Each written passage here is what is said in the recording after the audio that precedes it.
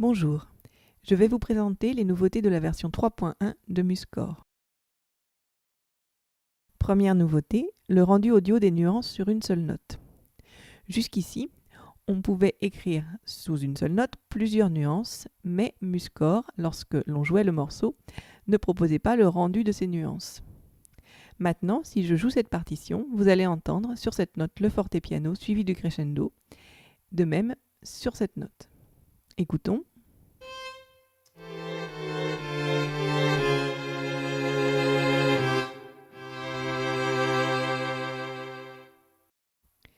Deuxième nouveauté, l'amélioration du placement automatique. Le placement automatique est une fonctionnalité qui a été ajoutée dans MuseScore 3 et qui permet à MuseScore de gérer automatiquement le placement des différents éléments de la partition de manière à éviter les chevauchements. On pouvait jusqu'à présent décocher cette fonctionnalité pour chaque élément sélectionné. Dans MuseScore 3.1, on peut désactiver de manière globale le placement automatique.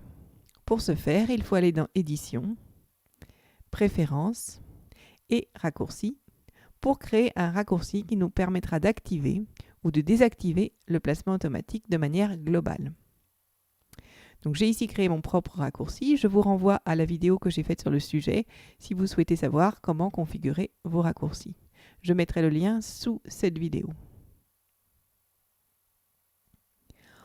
On peut également, dans MuseScore 3.1, bouger les différents éléments qui sont affectés par le placement automatique.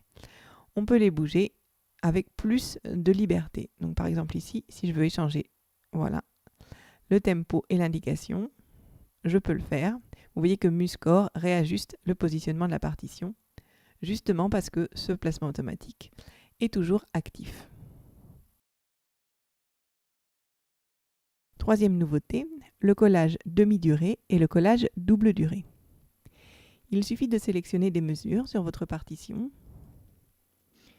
de les copier, CTRL-C, puis de sélectionner la mesure où vous souhaitez les coller, d'aller dans Édition, collage demi-durée par exemple, et vous voyez que les hauteurs sont collées et les rythmes sont divisés par 2.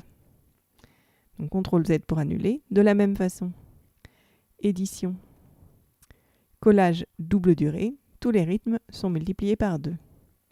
Attention, lorsque vous avez des triolets ou des énolets, MuseScore ne voudra pas copier les énolets à cheval sur des mesures. Donc par exemple ici, si je fais CTRL-C et que je vais dans Édition, collage double durée, MuseScore affiche un panneau qui me dit qu'il ne peut pas coller le triolet puisqu'il serait à cheval sur 2 mesures. Amélioration des diagrammes d'accords.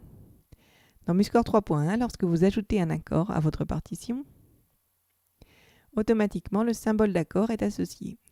Pour supprimer ce symbole d'accord, il suffit de le sélectionner et d'appuyer sur Supr. Et si vous supprimez le diagramme, le symbole est également effacé. À noter aussi différentes améliorations dans la notation des diagrammes d'accords. On a accès à des nouveaux symboles et aussi à la possibilité d'ajouter plusieurs points par corde, ce qui permet d'une part de spécifier plusieurs versions de l'accord sur un même diagramme, par exemple avec des cordes à vide, ou alors d'ajouter des symboles qui permettent de spécifier dans quel ordre vous jouez les notes dans votre mesure. Par exemple ici, j'efface cet accord, je coche plusieurs points et je vais pouvoir construire un accord, par exemple comme celui-ci.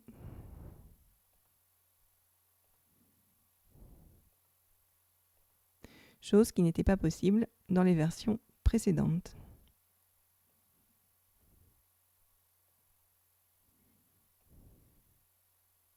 À noter également l'amélioration de la réactivité en affichage continu et la correction de nombreux bugs. Pour plus d'infos et de tutoriels sur MuseScore, n'hésitez pas à vous abonner à ma chaîne YouTube ou à visiter la page du cours vidéo en français Maîtriser MuseScore ou encore à visiter mon site formation-musescore-af-media.fr. Vous retrouverez tous ces liens dans la description de cette vidéo. À très bientôt.